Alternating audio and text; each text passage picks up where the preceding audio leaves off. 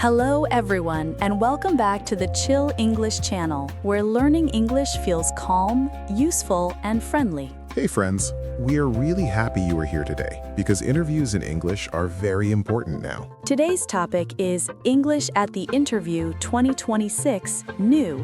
And yes, interviews look a little different these days. Many interviews are online now. Many are short, and many focus on how you speak, not only what you say.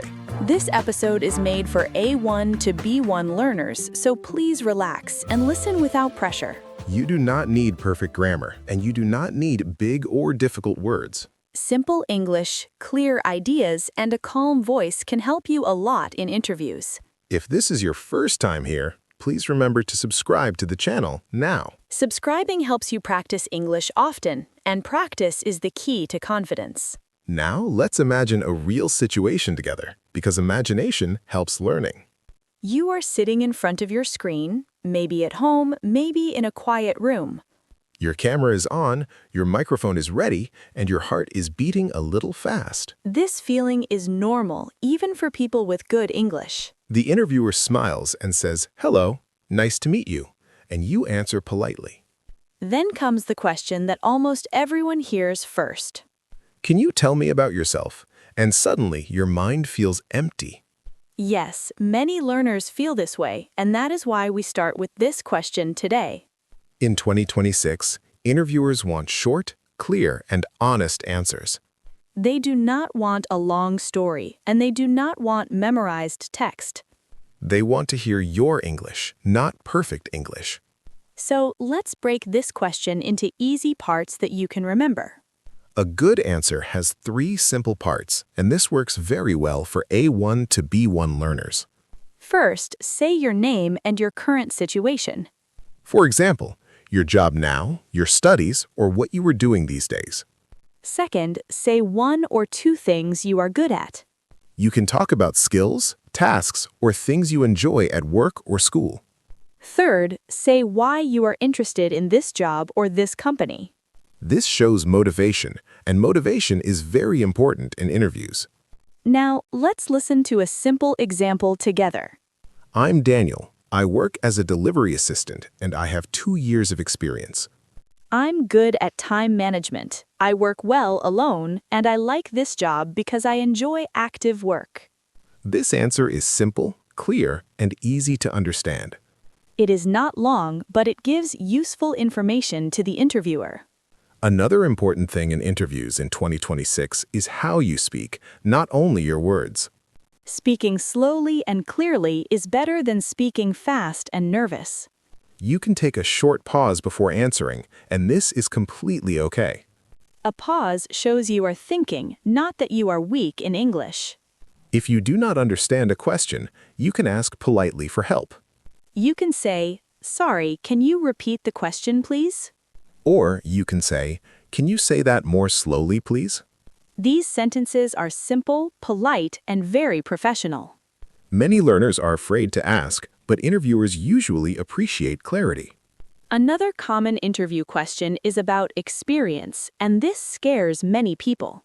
But experience does not only mean full-time jobs.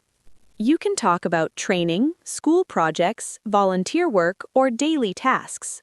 For example, you can say you worked in a team, followed instructions, or helped customers. These examples show your attitude, and attitude is very important in 2026 interviews. Companies want people who are reliable, polite, and ready to learn. Even simple English can show these qualities very clearly. As you listen now, try to imagine your own answers in your head. You do not need to speak yet. Just think and feel comfortable with the ideas. This feeling of comfort is the first step to speaking better in interviews.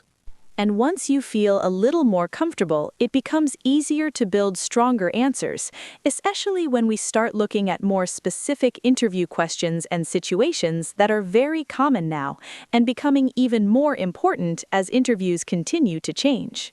All right. Now let's go a little deeper and look at more interview questions you will hear in 2026. Yes, because interviews today are often short, but the questions are very focused. Interviewers want to know how you work, how you think, and how you communicate. And remember, they are not testing your English level like a school exam. They are testing if they can work with you comfortably. Let's talk about a very common question that sounds difficult at first. Can you tell me about your experience? Many A1 and A2 learners feel scared when they hear the word experience. But experience does not only mean a big job or many years of work. Experience can be small, simple, and very real. You can talk about daily tasks, simple duties, or things you do often. For example, cleaning, organizing, helping people, answering messages, or following rules. These are all real experiences. Let's listen to a simple and safe answer. I worked in a small team, I followed instructions, and I helped customers every day.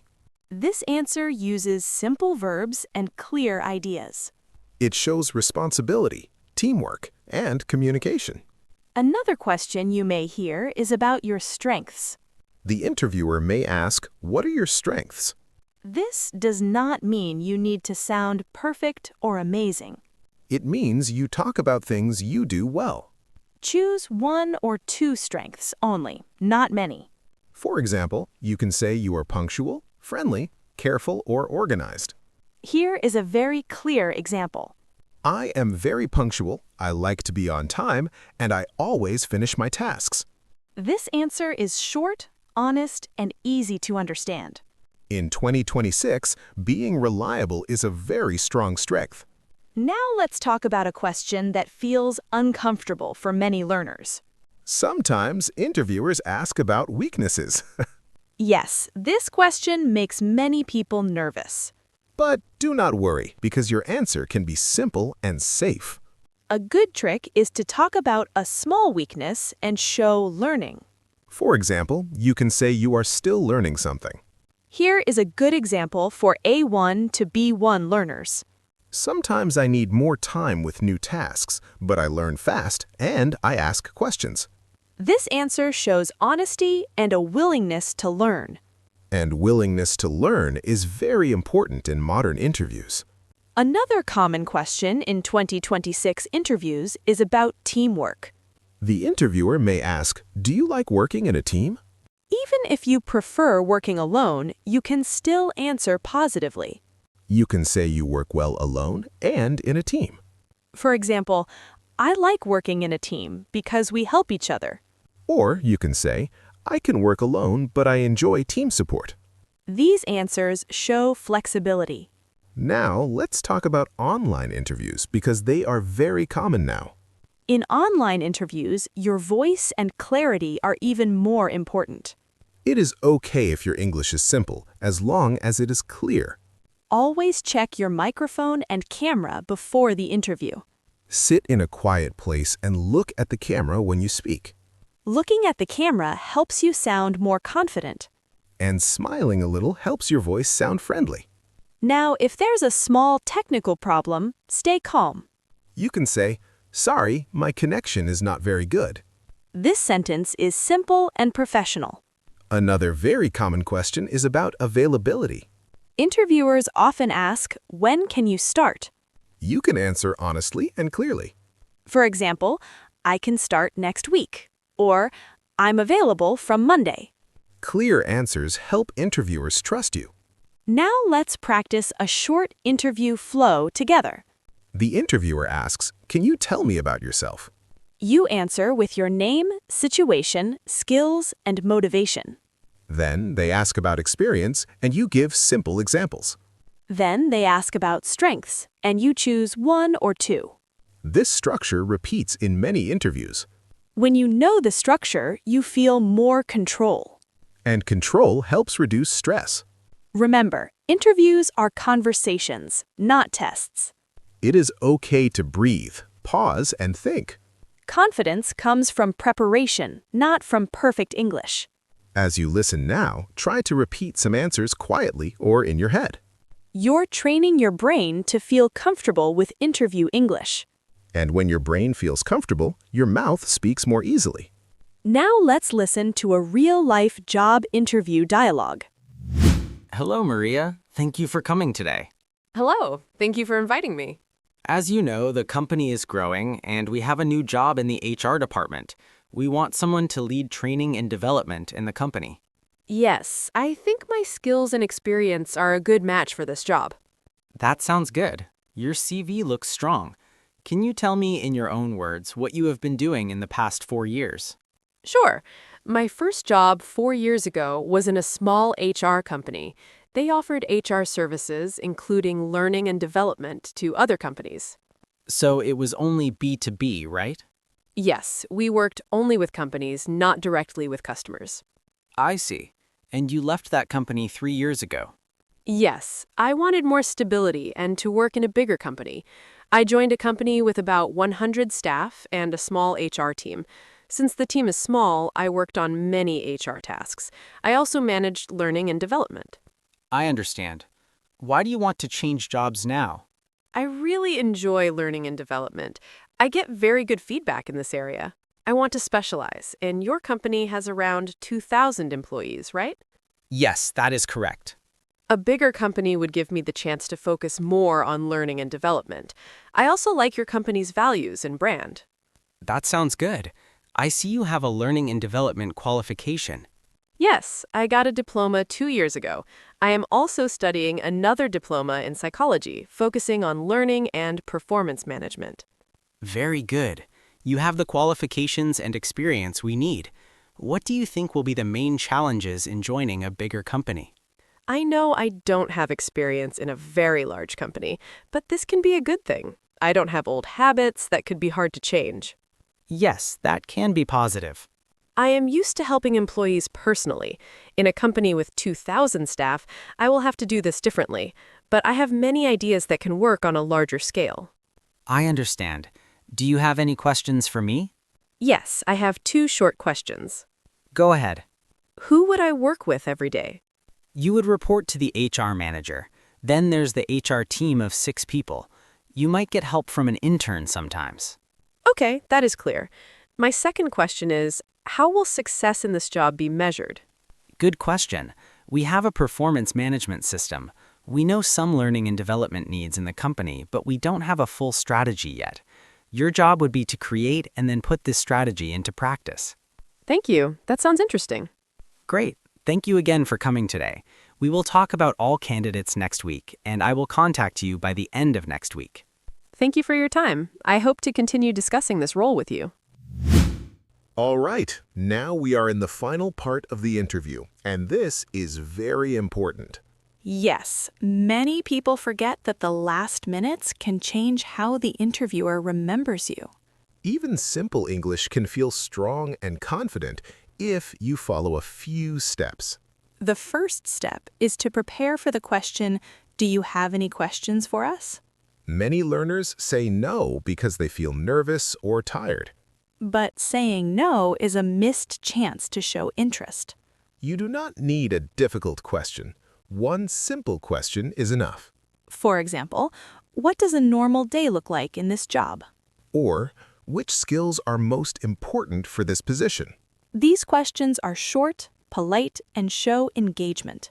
Another tip is to listen carefully while the interviewer talks about the company or job. You can respond with small phrases like, "That sounds interesting," or "I understand." Even short reactions show confidence and attention. When you answer, keep sentences short and clear.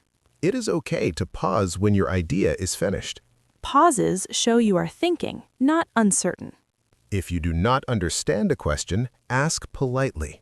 For example, "Can you repeat the question, please?" Or, could you speak more slowly, please? These sentences are safe, simple, and professional. Now, let's talk about body language. Sit straight, relax your shoulders, and look at the camera. A small smile helps your voice sound friendly. Even if you feel nervous, slow speech and calm posture make a big difference. Let's review how to answer the final questions in detail. First, introduce yourself clearly if needed. Second, talk about your experience briefly.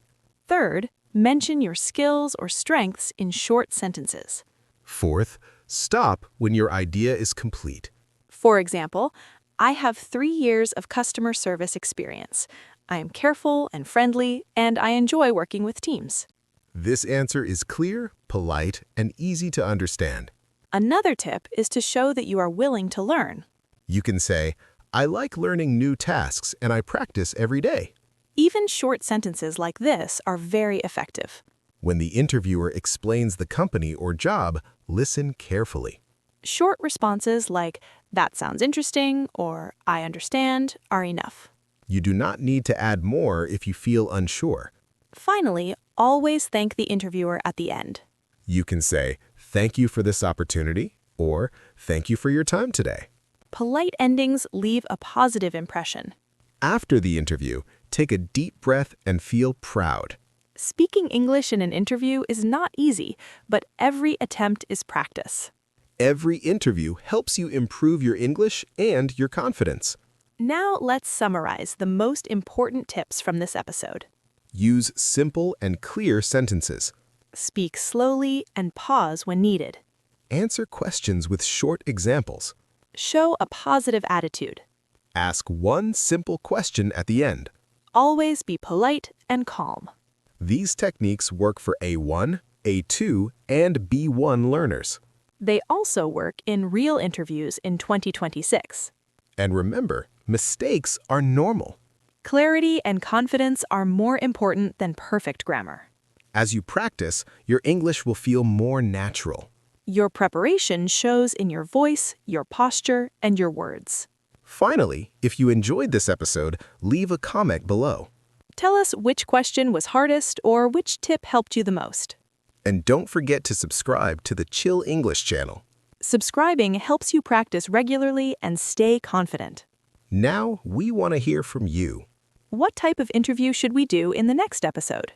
It can be a tech interview, a restaurant interview, a sales interview, or any job you are curious about. Write your ideas in the comments so we can make the next episode useful for you. Thank you for listening and practicing English with us today.